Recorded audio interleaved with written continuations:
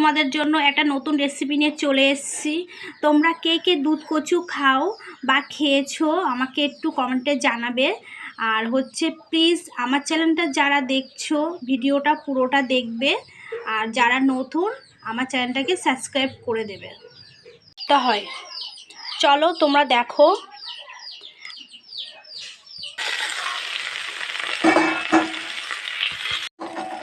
লবণ দিয়ে দেব। এটা একটু ভাপ দিয়ে আমি লাবিয়ে নেব। ভাপ দিয়ে আমার লাবানো হয়ে গেছে। আমি এবার কড়াই তেল দিই।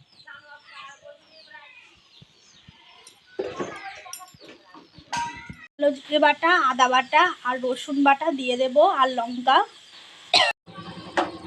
আমি এবার দুধ কচুর পাতাটা দিয়ে দেব। এর মধ্যে একটু হলুদ দিয়ে দেব। এবার এটাকে ভালো করে নাড়তে থাকবো।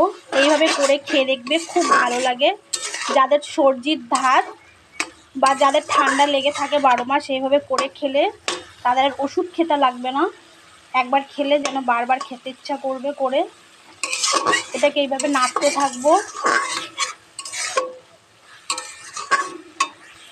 আমার হয়ে গেছে, আমি লাবিয়ে নিয়েছি। করে খেয়ে দেখবে, খুব ভালো লাগে।